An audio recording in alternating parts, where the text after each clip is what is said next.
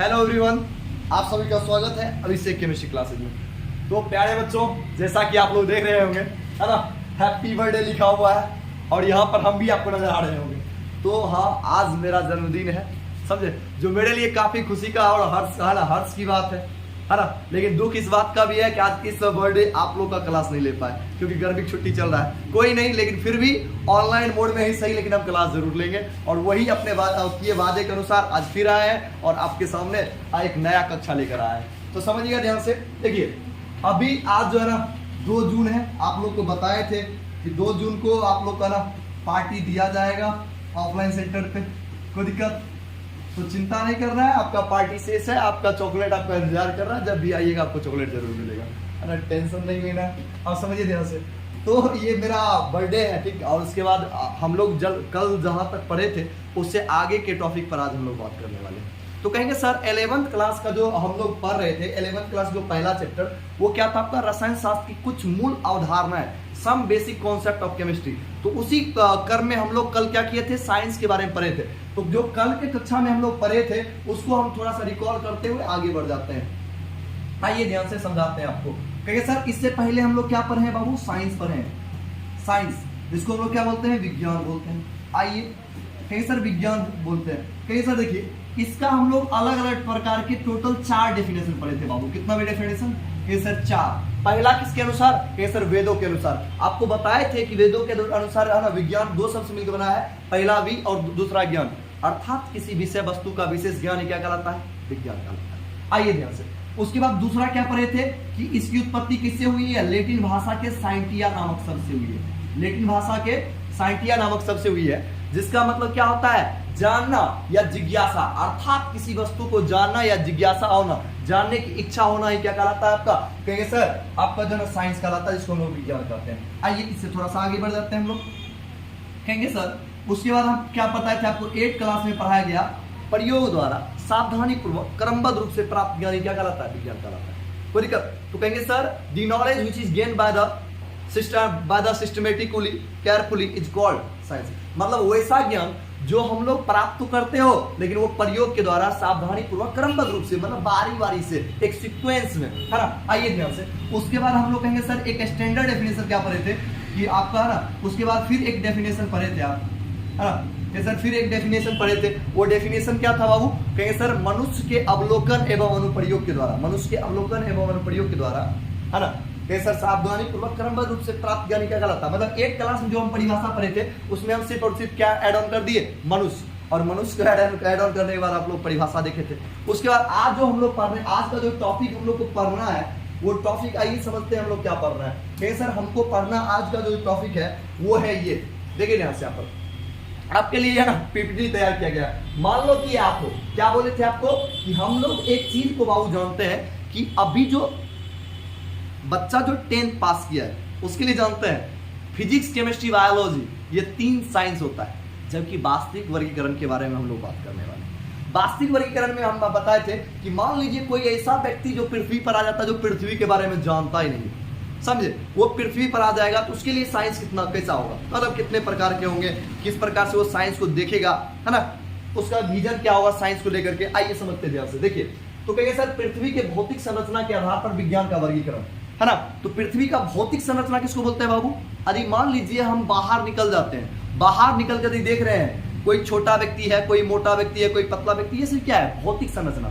उसी प्रकार मान लीजिए कोई ऐसा व्यक्ति है जो कि पृथ्वी पर अभी अभी आया हो, तो कहेंगे सर उसके लिए विज्ञान कितने प्रकार का होगा, उसी बिहाफ पर हम लोग क्या करेंगे, हम लोग आज अध्ययन करने वाले हैं, जिसे हम लोग क्या बोलते हैं सर, है ना, पृथ्वी के भौतिक संरचना के आधार पर विज्ञान का वर्गीकरण बोलते हैं। तो देखिए यहाँ से यहाँ पर क्या लिखा हुआ है, classification of science on the basis of physical structure of earth. देखिए यहाँ से हम लोग को क्या पढ़ना है, कहेंगे सर हम लोग को क्लासिफिकेशन पढ़ना है, किसके आधार पर, on the basis of physical, मतलब पृथ्वी की जो भौतिक बनावट है, पृथ्वी की जो बाहरी बनावट है उसके आधार पर। आप समझिए ध्यान से, आप लोग अभी देख रहे होंगे यहाँ पर, तो यहाँ पर थोड़ा सा देखिएगा, ये क्या है, पृथ्वी है, ये क्या है आपका, पृथ्वी है, और पृथ्वी के ऊपर मान लो कि ये आप है, और यहाँ पर देख रहे हैं आकाश, आकाश में देख रहे हैं पक्षी उड़ रहा है, देख रहे हैं। तो कहेंगे सर देखिए यहाँ से, इसके आधार पर कोई पृथ्वी के सतह पर आकर के पृथ्वी के क्रस्ट पे भूतल पे आके खड़ा हो जाए और उस व्यक्ति के आधार पर यदि हम विज्ञान का वर्गीकरण करें तो आइए विज्ञान उसके आधार पर कितने प्रकार के होंगे उसके बारे में समझते हैं हम लोग।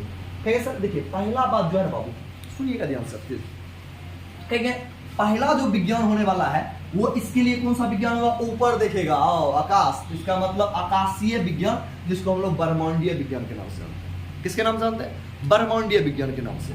तो इसको हम लोग इंग्लिश में क्या बोलते हैं, एस्ट्रोनॉमिकल साइंस। और जान लीजिए यदि आप इसरो जाना चाहते हैं या इसरो का साइंटिस्ट वगैरह बनना चाहते हैं तो आपका इसमें अभिरुचि होना अति आवश्यक है, क्योंकि यही आपको पहुंचाएगा सैटेलाइट के बारे में, विभिन्न ग्रह के बारे में, उपग्रह के बारे में, सूर्य के बारे में, तारा के बारे में, इस सब के बारे में जानकारी रखने में कौन आपको हेल्प करेगा, एस्ट्रोनॉमिकल साइंस, जिसे हम लोग क्या बोलते हैं, आकाशीय विज्ञान या ब्रह्मांडीय विज्ञान। और ये ब्रह्मांडीय विज्ञान है कौन, ब्रह्मांडीय विज्ञान के पिता किसे कहा जाता है, ब्रह्मांडीय विज्ञान का स्टडी करने में कैसे आसानी होने लगा, इन सभी चीजों पर आज हम लोग इन्हीं सभी पहलू पर हम लोग आज बात करने वाले हैं। आइए ध्यान से देखिए, कहेंगे सर ये पहला हो गया आपका ब्रह्मांडीय विज्ञान। दूसरा क्या हो गया, कहेंगे सर प्रकृति। प्रकृति किसे कहेंगे, कहेंगे सर पृथ्वी के ऊपरी सतह जहां पर हम लोग घर बना के रह रहे हैं, गाय रह रहा है, पशु रह रहा है, पक्षी रह रहा है, विभिन्न प्रकार के व्हीकल्स रह रहे हैं जिसको आप लोग वाहन बोलते हैं, तो जितने भी आप हम लोग के आसपास जितने भी पर्यावरण में वस्तु उपस्थित है, पेड़ पौधे पशु पक्षी, वो सभी कहाँ पे उपस्थित है, प्रकृति में। किस कहाँ पे, प्रकृति में, जिसे हम लोग नेचर भी कहते हैं। क्या बोलते हैं, नेचर। तो देखिए यहाँ से दूसरा है आपका प्राकृतिक विज्ञान, जिसको हम लोग बोलते हैं नेचुरल साइंस। क्या बोलते हैं, नेचुरल साइंस। अब समझिए ध्यान से, इसके बाद कहेंगे सर ये जो है एक देख रहे हैं ये तीसरा साइंस है। आप देखिए ध्यान से, यदि बालवीर के अनुसार बात कीजिएगा ना तो कहेंगे सर ब्रह्मांडीय विज्ञान को दे दिए रानी परी वाला विभाग। बात समझे, बालवीर के अनुसार बात करते हैं कि सर ब्रह्मांडीय विज्ञान कौन सा विज्ञान हो गया आपका, रानी परी, ठीक। और उसके बाद कहेंगे सर प्राकृतिक विज्ञान कौन सा हो गया, कहेंगे सर मानव में हरा बालवीर वाला जो पृथ्वी पर आता था। आइए और कहेंगे सर ये कौन सा हो गया, भयंकर लोक, है ना, पाताल जिसको आप लोग बोलते हैं। देखिए ध्यान से, पाताल होता कुछ नहीं है, बात समझिए ध्यान से, पाताल होता क्या है उसके बारे में बात कर लीजिए। देखिए पृथ्वी के अंदर का वह सतह जहां पर विभिन्न प्रकार के संसाधन उपस्थित है उसे हम लोग क्या कहते हैं, भूगर्भीय विज्ञान कहते हैं। जैसे मान लीजिए कोई राजा महाराजा थे, उनके समय के जो कुछ कलाकृतियां हैं, कुछ कलाकृतियां हैं, कुछ स्टेचूज वगैरह हैं, वो सभी कहीं मान लीजिए कहीं सोना मिल रहा है, कहीं पर अब्रक मिल रहा है, कहीं पर मैग्नीज मिल रहा है, यही सब क्या कहलाएगा, इस सब का स्टडी करना। आपको बताते जीवाश्म हो गया, पेट्रोलियम हो गया, समझे, जीवाश्म हो गया, पेट्रोलियम हो गया, बहुत सारे मिनरल्स है जो कि पृथ्वी के अंदर अर्थ क्रस्ट पाए जाते हैं, पृथ्वी के अंदर पाए जाते हैं, उन सभी का अध्ययन करेंगे हम लोग किसके अंतर्गत, भूगर्भीय विज्ञान के अंतर्गत। देखिए मिट्टी के बारे में हम लोग, मिट्टी के अध्ययन को पेडोलॉजी कहते हैं, वो सब के बारे में हम लोग ये सब किसके अंतर्गत पढ़ेंगे, भूगर्भीय विज्ञान के अंतर्गत। तो आई होप आपको एक चीज समझ में आ गया होगा कि सर पृथ्वी के बाहर से देखें तो हमको क्या नजर आता है, आकाश, ब्रह्मांडीय विज्ञान, जहां पर खड़ा है प्राकृतिक विज्ञान, और इसके अंदर वाला विज्ञान को भूगर्भीय विज्ञान कहते हैं। That's all. चलिए ध्यान से, इस चीज को यदि हम समझ गए तो अब बारी बारी से हम सीक्वेंस वाइज चर्चा करने वाले हैं ब्रह्मांडीय विज्ञान का। तो किसका चर्चा करेंगे हम लोग, पहला चर्चा जो हम लोग करने वाले हैं वो बाबू एस्ट्रोनॉमिकल साइंस के बारे में चर्चा करने वाले हैं। और एस्ट्रोनॉमिकल साइंस देखिए ध्यान से, अभी जब से चंद्रयान 3 जाना मिशन सक्सेसफुल, उसका चंद्रयान 3 का जो अच्छा से लैंडिंग हुआ है, तो बच्चों का पर्सनल इंटरेस्ट इधर बहुत जाने लगा। उससे पहले उतना लोग नहीं जानता था कि इसरो में क्या होता नहीं होता, बात समझे। आइए ध्यान से, अभी भी देखिए इसरो जितना फेमस है, DRDO के बारे में किसी को पूछ दिया जाए तो उतना नहीं पता है, समझे। बच्चों को खास करके जो पढ़ने लिखने में थोड़ा सा पढ़ लिख के थोड़ा सा बड़ा हो गया, उनके बारे में उनको तो पता ही होगा। आइए ध्यान से, अब हम लोग कहेंगे सर अब हम लोग को जानना है क्या, एस्ट्रोनॉमिकल साइंस, है ना। तो ये जान गए, अब हमको जानना है एस्ट्रोनॉमिकल साइंस, जिसको हम लोग क्या बोलते हैं, कहेंगे सर एस्ट्रोनॉमिकल साइंस। पहला क्या आपका, ब्रह्मांडीय विज्ञान, ब्रह्मांडीय। आइए पहले आपको हम ब्रह्मांड दर्शन कराते हैं, ब्रह्मांड में ले जाकर के आपको ब्रह्मांडीय विज्ञान पढ़ाते हैं, तब मजा आएगा आपको। आइए ध्यान से यहाँ पे कहेंगे सर देखिए आपको ब्रह्मांड में ले जाते हैं, ब्रह्मांडीय विज्ञान थोड़ा सा पहले लिख लेते हो, एस्ट्रोनॉमिकल साइंस, एस्ट्रोनॉमिकल साइंस।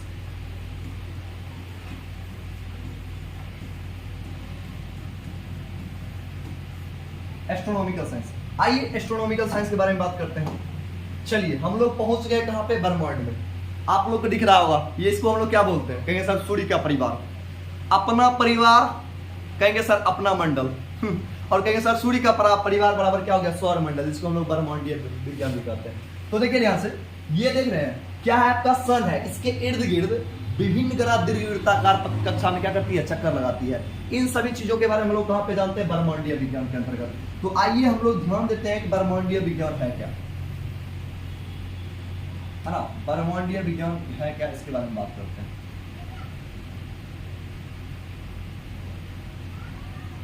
चलिए थोड़ा सा ब्रह्मांडीय विज्ञान के बारे में पहले बात कर लेते हैं।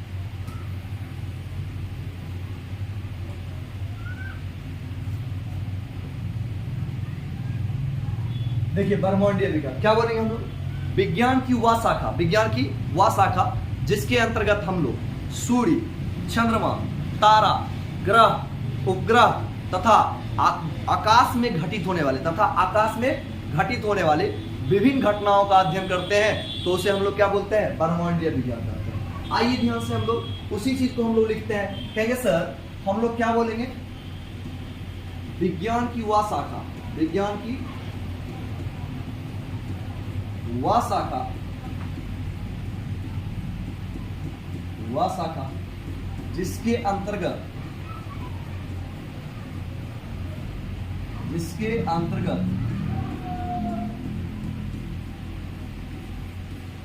हम लोग,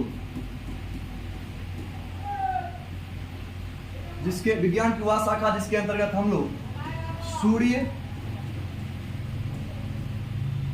चंद्रमा,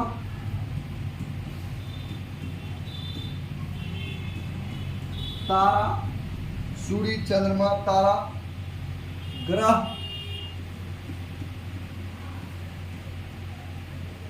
सूर्य, चंद्रमा, तारा, ग्रह, उपग्रह, विज्ञान की वह शाखा जिसके अंतर्गत हम लोग सूर्य, चंद्रमा, तारा, ग्रह, उपग्रह तथा आकाश में घटित होने वाले तथा ब्रह्मांड, आकाश नहीं लिखिए, आकाश लिखिए या ब्रह्मांड वही हुआ, चलिए, तथा ब्रह्मांड में घटित होने वाले,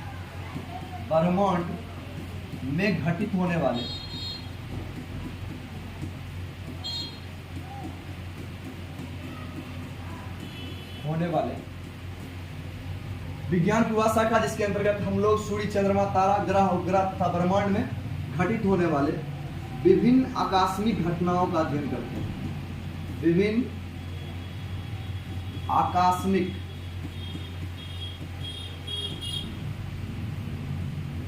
घटनाओं का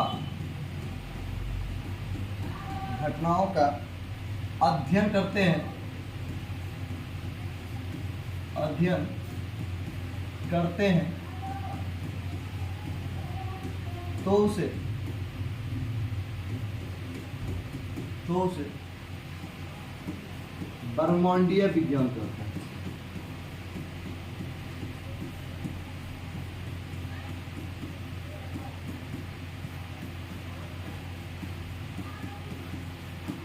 तो उसे ब्रह्मांडीय विज्ञान कहते हैं। अब समझिए क्या लिखे हम लोग, विज्ञान की वह शाखा जिसके अंतर्गत हम लोग सूर्य, चंद्रमा, ग्रह, उपग्रह तथा ब्रह्मांड में घटित होने वाले विभिन्न आकस्मिक घटनाओं का अध्ययन करते हैं, तो उसे हम लोग क्या बोलते हैं, कहेंगे सर उसे हम लोग ब्रह्मांडीय विज्ञान कहते हैं।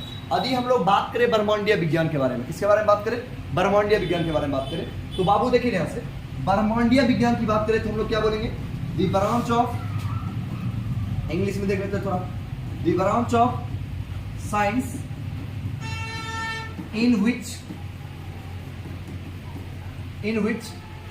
we deals study about क्या कहिएगा, सन, मून, प्लैनेट, है ना, satellite,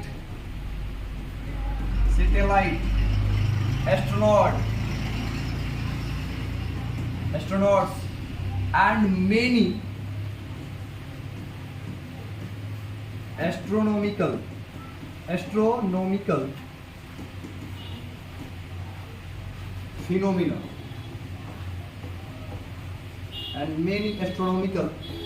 phenomena is called astronomical science।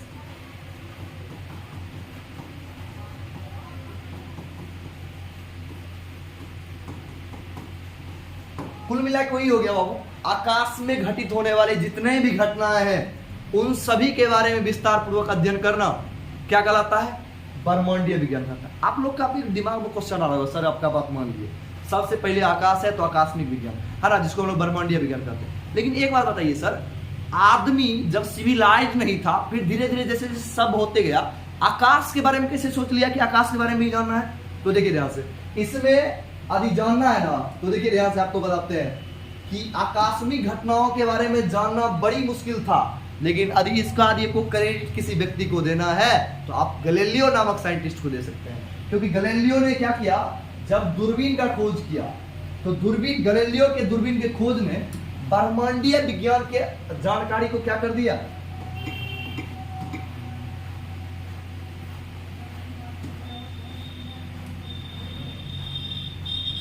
आइए दिखाते हैं आपको। देखिए आपका जो गैलीलियो है,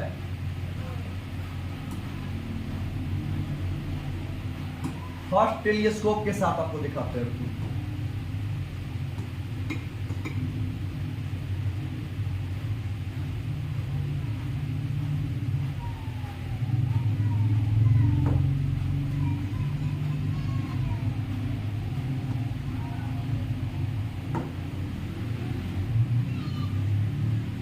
आप दे सकते हैं, यही है गैलीलियो।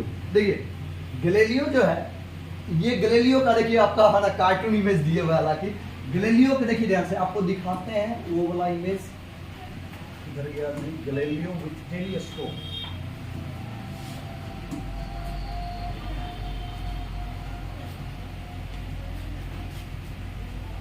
देखिए उस समय के टेलीस्कोप कुछ इस प्रकार से हुआ करते थे।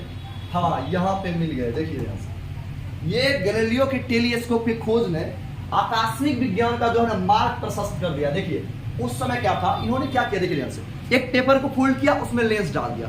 जब ऐसे दिख रहा था तो कोई एक स्पेसिफिक वस्तु दिख रहा था, मतलब एक विशेष वस्तु दिख रहा था, लेकिन जब एक है ना उसके बीच में लेंस डाल दिया गया तो देखा उसकी आवर्धन क्षमता बढ़ गई। तो उसी प्रकार देखिए ध्यान से, इस प्रकार का वो माइक्रोस्कोप बनाए थे गैलीलियो, और गैलीलियो के दूरबीन की खोज ने ब्रह्मांडीय विज्ञान का जो है ना पूरा एकदम पोस्टमार्टम कर दिया, समझिए कि जिसके बारे में हम लोग कुछ नहीं जान रहे थे, धीरे धीरे हम लोग जानना स्टार्ट कर दिए। आइए ध्यान से अब इसके बारे में बात करते हैं।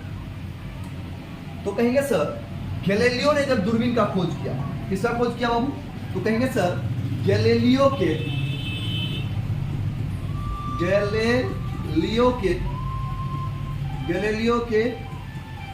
दूरबीन के खोज ने, गैलीलियो के दूरबीन के खोज ने आकस्मिक विज्ञान का, आकस्मिक के लिए ब्रह्मांडीय, बात एक ही है,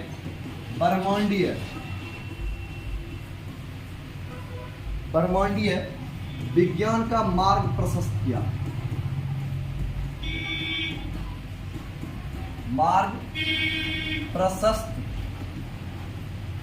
प्रशस्त किया।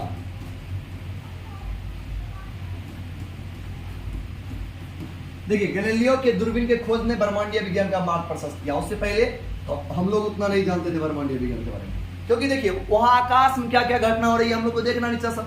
अभी समय जानते हैं, नीचे पे बैठ कर करोड़ों का टेलीस्कोप आता है बाबू, आप नीचे बैठ कर पृथ्वी पर बैठ कर आकाश के सभी घटना कैसे लगेगा, जैसे सूर्य चंद्रमा का आप सीसीटीवी कैमरा लगा दिए हैं, यहाँ सब कुछ अवलोकन कर रहे हैं। अच्छा इतने गर्मी कितने गर्मी ना, पूरा आप लोग देख लीजिएगा कि ग्रह कैसे मूवमेंट हो रहा है, कौन ग्रह कहाँ गया। अभी पृथ्वी पर बैठ करके ये सब देखना संभव है, किसके बिहार पर? ये सर साइंस और टेक्नोलॉजी के बिहार पे। आइए ध्यान से, आप कहेंगे सर ये गैलीलियो के बारे में जानेंगे। अब देखिए दूसरा जो वैज्ञानिक था उसका नाम था कॉपरनिकस। क्या नाम था? कॉपरनिकस। सर कॉपरनिकस एक वैज्ञानिक था जिसे क्या कहा जाता है? कॉपरनिकस को ब्रह्मांडीय विज्ञान का पिता कहा जाता है। ब्रह्मांडीय विज्ञान का कॉपरनिकस को ब्रह्मांडीय विज्ञान का पिता कहा जाता। अब मन में एक क्वेश्चन आ रहा होगा बाबू कि सर ब्रह्मांडीय विज्ञान का पिता कॉपरनिकस को क्यों कहा जाता है? देखिए क्योंकि कॉपरनिकस वह व्यक्ति था जिसने सबसे पहले यह बताया कि जितने भी ग्रह हैं उन सभी ग्रहों के केंद्र में कौन उपस्थित है? कहेंगे सर सूर्य उपस्थित है। और सब जितने भी ग्रह हैं सूर्य के सभी चारों ओर क्या करते हैं? इर्द गिर्द दीर्घवृत्ताकार कक्षा में चक्कर लगाते हैं। हालांकि बताते हैं ध्यान से, एक वैज्ञानिक और आया इसके बाद, उसका नाम क्या था? केपलर। क्या नाम था? केपलर। जिसने बताया, केपलर ने बताया कि सभी ग्रह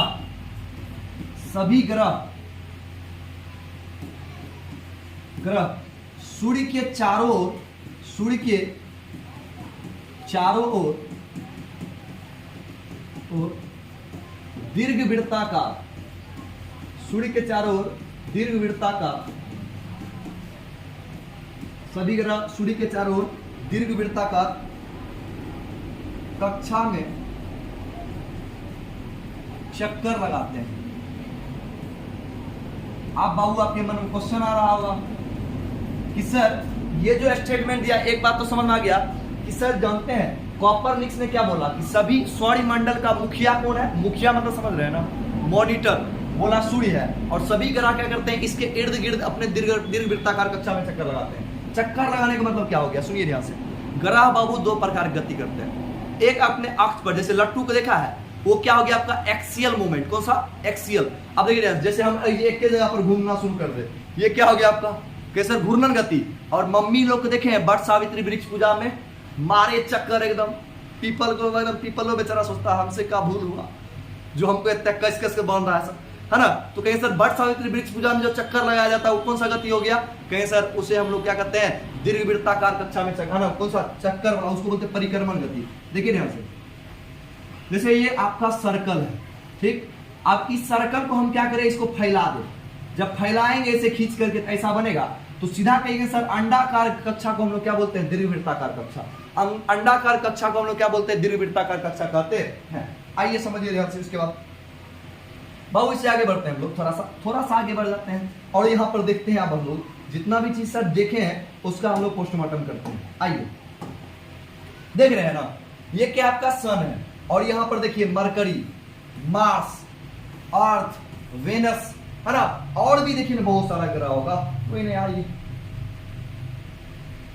देखिए ध्यान से, बहुत सारा ग्रह आते हैं और आपको मिलेगा। देखिए जुपिटर भी मिल गया आपको, देखिए सेटर्न, शनि, देख रहे हैं ना?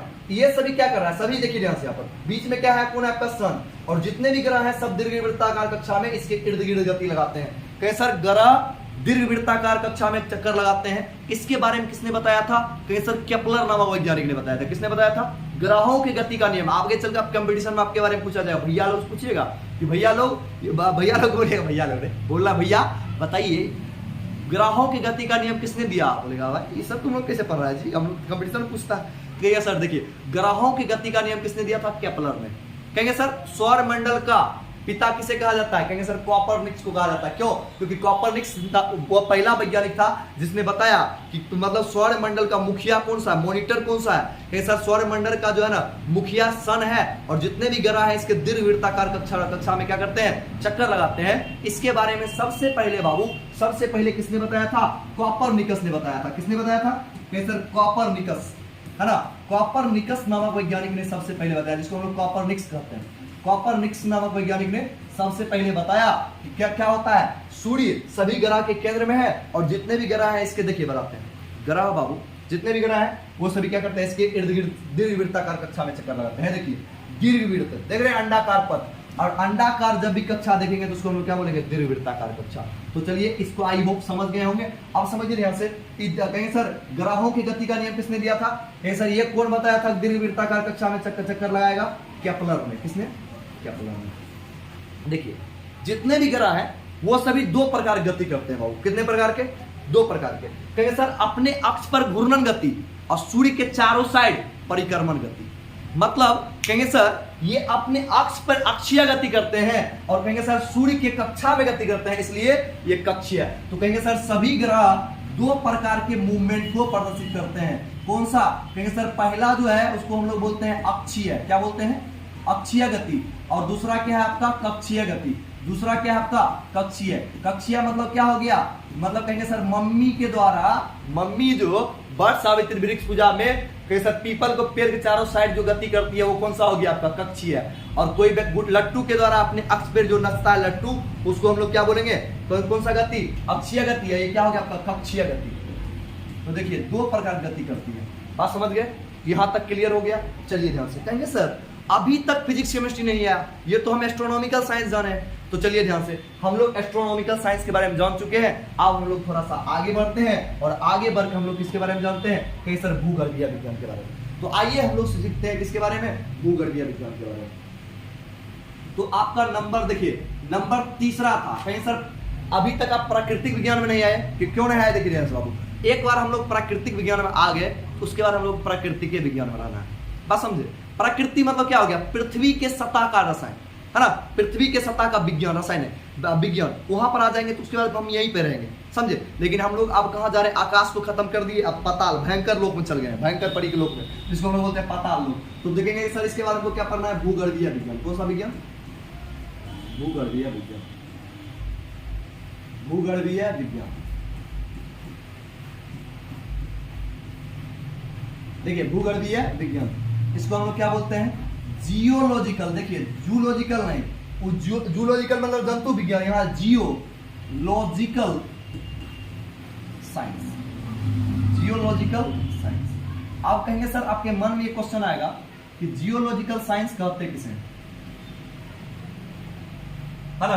तो कहेंगे सर जियोलॉजिकल साइंस के बारे में हम लोग बात करेंगे। तो कहेंगे सर देखिए जियोलॉजिकल साइंस, जिसको हम लोग बोलते हैं भूगर्भीय विज्ञान, भूगर्भीय विज्ञान। तो क्या कहेंगे भूगर्भीय विज्ञान, समझिए ध्यान से। कहेंगे सर विज्ञान की वह शाखा जिसके अंतर्गत हम लोग पृथ्वी के अंदर उपस्थित विभिन्न प्रकार के संसाधन, खनिज, लवण इत्यादि का अध्ययन करते हैं, तो उसे हम लोग क्या कहते हैं, भूगर्भीय विज्ञान। आपको पता है, देखिए ध्यान से, भूगर्भीय विज्ञान का पिता, जिस प्रकार उसका पिता क्या था, ब्रह्मांडीय विज्ञान का पिता कॉपरनिकस। कौन था, कॉपरनिकस, जिसने क्या बोला था कि सौरमंडल में सूर्य क्या है, मुखिया है, और सूर्य का परिवार, सभी ग्रह सब आपस में मिलकर क्या कहलाता है, सूर्य का परिवार कहलाता है। और कहेंगे सर क्या बताया था कि सूर्य मंडल के अंतर्गत आपका जो सूर्य है वो सभी का क्या है, कहेंगे सर पूरा ब्रह्मांड का जो है मुखिया है। किसने बताया था, कहेंगे सर कॉपरनिकस ने, इसलिए उसको क्या बोलते हैं, ब्रह्मांडीय विज्ञान का पिता। आइए जियोलॉजिकल साइंस के बारे में जानते हैं। तो क्या बोलेंगे इसके बारे में, विज्ञान का वह शाखा, विज्ञान का वह शाखा, वह शाखा जिसके अंतर्गत हम लोग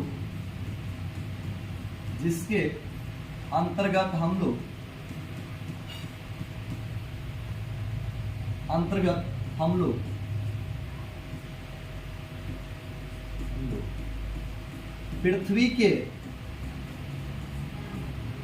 जिसके अंतर्गत हम लोग पृथ्वी के सतह के अंदर, पृथ्वी के सतह के अंदर उपस्थित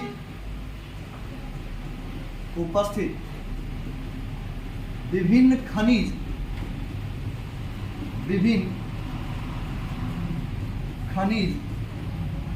एवं संसाधनों का अध्ययन करते हैं, खनिज एवं संसाधनों, विभिन्न खनिज एवं संसाधनों का अध्ययन करते हैं,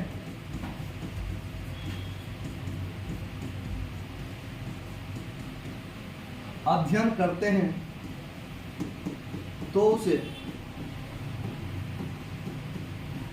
उसे भूगर्भीय विज्ञान कहते हैं, तो उसे भूगर्भीय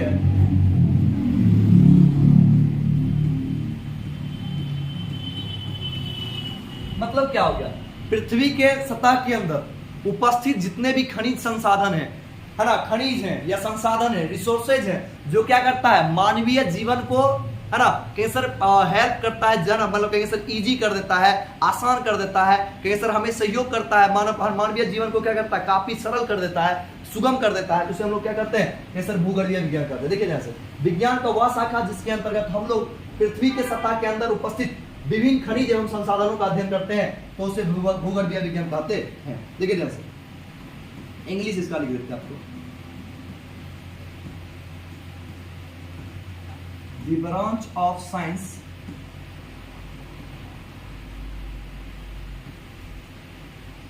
science in which the branch of science in which we deals a study about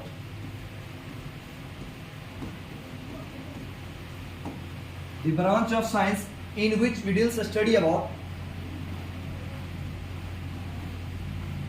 the minerals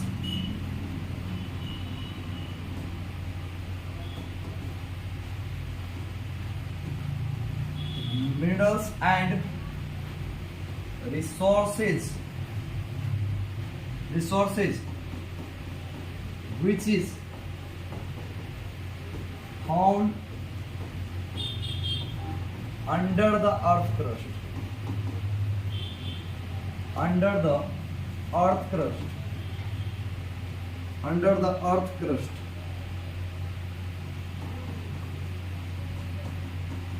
is called geological science.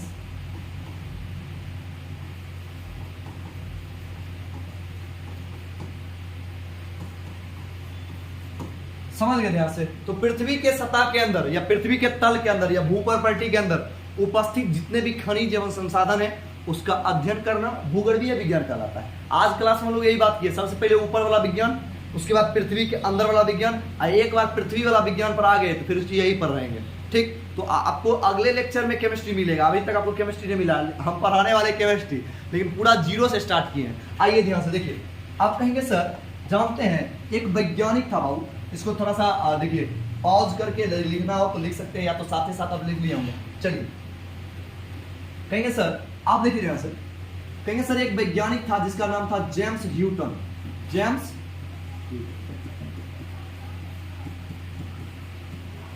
Newton, इसको जानते हैं, जेम्स न्यूटन को भूगर्भीय विज्ञान का पिता कहा जाता है। भूगर्भीय विज्ञान का पिता कहा जाता है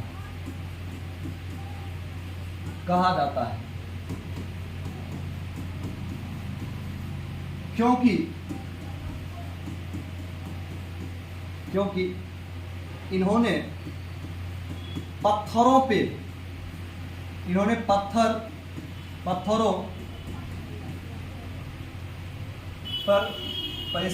इन्होंने पत्थरों पर अपना विशेष अध्ययन किया।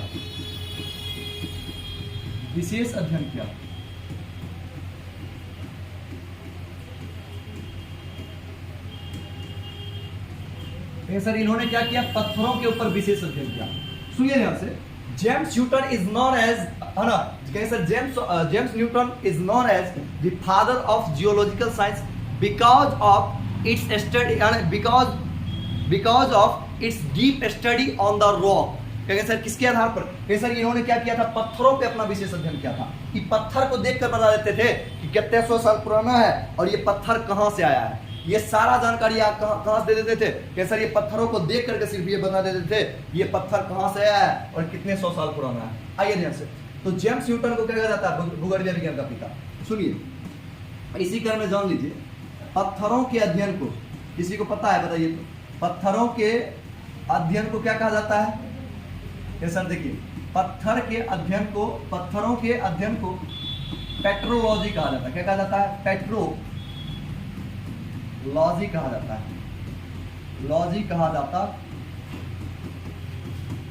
कहेंगे सर इसका मतलब ये पेट्रोलॉजी जानते थे। क्या जानते थे?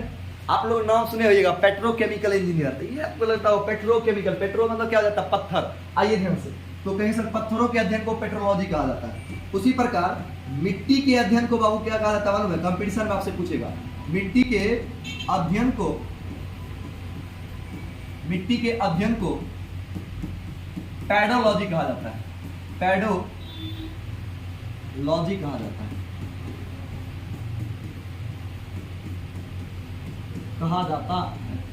समझे? ये पेट्रोलॉजिस्ट थे, क्योंकि पेट्रोलॉजिस्ट मतलब क्या हो गया? ये कहेंगे सर बहुत अच्छा चट्टान की वगैरह के बारे में जानते थे।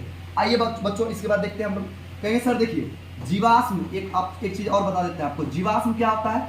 जीवों के या सजीवों के, लिविंग स्पीसीज या लिविंग थिंग्स के, है ना, कहेंगे सर जो कंपोस्ट होता है, सड़े गले अवशेष होते हैं, उसको हम लोग क्या बोलते हैं, जीवाश्म। और जीवाश्म के उम्र का पता, जीवाश्म के उम्र का पता कार्बन डेटिंग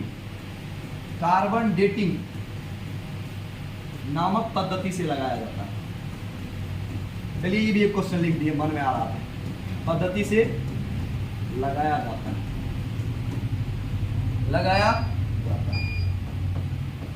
जीवाश्म की उम्र का पता कार्बन डेटिंग नामक पद्धति से लगाया जाता है। अगला पॉइंट देख लीजिएगा, कैसे पृथ्वी के उम्र का पता, पृथ्वी के उम्र का पता यूरेनियम डेटिंग, ये सभी एक पद्धति है, समझे, मेथड है, यूरेनियम डेटिंग नामक पद्धति से लगाया जाता है।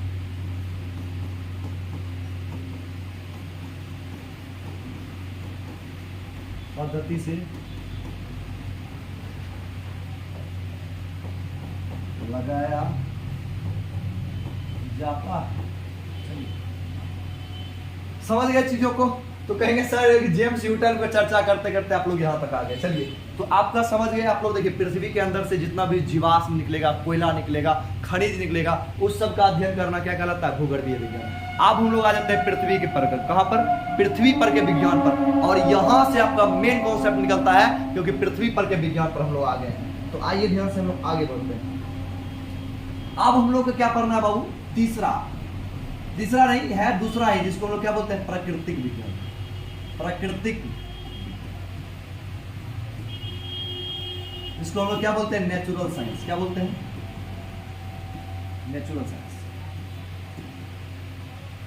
नेचुरल साइंस बाबू रे, यदि हम आपको बोले कि सर प्रकृति में क्या क्या चीज पाया जाता है, इसके बारे में बताओ, तो कहेंगे सर प्रकृति में बहुते पाया जाता है, कुत्ता पाया जाता है, बिल्ली पाया जाता है, भर दिन बोलते रह जाइएगा, बेंच पाया जाता है, कुर्सी पाया जाता है ना, पंखा पाया जाता है, कोई दिक्कत, मोबाइल पाया जाता है, लैपटॉप पाया जाता है ना, टीवी पाया जाता है, फ्रिज पाया जाता है, रेफ्रिजरेटर पाया जाता है। मतलब कितना बोलिएगा, बोलते बोलते थक जाइएगा, बात समझे, क्योंकि कितना चीज पाया जाता है, बात समझे। आइए जैसे तो कहेंगे सर प्राकृतिक विज्ञान के अंतर्गत पढ़ना क्या है, कहेंगे सर पृथ्वी पर उपस्थित सभी पदार्थों के बारे में पढ़ना है। तो कहेंगे सर देखिए पृथ्वी के ऊपर बाबू दो प्रकार के पदार्थ पाया जाता है। कहेंगे सर कौन कौन पदार्थ, कहेंगे सर गुण के आधार पर एक सजीव और दूसरा निर्जीव। तो कहेंगे सर प्रकृति में पाए जाने वाले सभी सजीव एवं निर्जीव पदार्थों का अध्ययन करना प्राकृतिक विज्ञान कहलाता है। तो कहेंगे सर प्रकृति में पाए जाने वाले, क्या लिखेंगे हम लोग, प्रकृति में पाए जाने वाले, प्रकृति। चलिए बाबू देखिए, तो प्राकृतिक विज्ञान का हम लोग बात कर रहे थे, प्रकृति में पाए जाने वाले सजीव एवं निर्जीव पदार्थों का अध्ययन करना प्राकृतिक विज्ञान कहलाता है। The branch of science in which we deals study about, देखिए we deals study about all living or non-living things is called, है ना, all living and non-living things or non-living things which is found on the earth is called natural science। मतलब प्रकृति में पाए जाने वाले सजीव एवं निर्जीव पदार्थों का अध्ययन करना ही प्राकृतिक विज्ञान कहलाता है। आइए ध्यान से आगे बढ़ जाते हैं। देखिए बाबू समझिए ध्यान से, देखिए प्राकृतिक विज्ञान में प्रकृति में क्या चीज पाया जाता है, एगो सजीव और दूसरा निर्जीव। तो सजीव और निर्जीव का अध्ययन करना क्या कहलाता है, प्राकृतिक विज्ञान। और केवल निर्जीव का अध्ययन करना क्या कहलाएगा, भौतिक विज्ञान। केवल सजीव का अध्ययन करना जीव विज्ञान, सजीवों का अध्ययन। आप समझिए इसको दो भाग में बांटेंगे, एक आपका जंतु विज्ञान और दूसरा क्या हो जाएगा, वनस्पति विज्ञान। क्या हो जाएगा,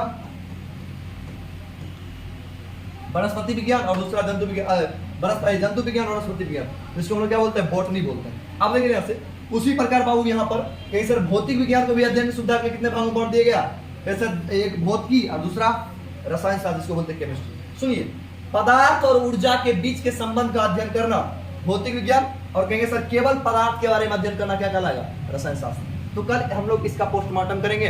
आज की सेवा यहीं तक रखते हैं, मिलते हैं अगले क्लास में, तब तक के लिए जय हिंद।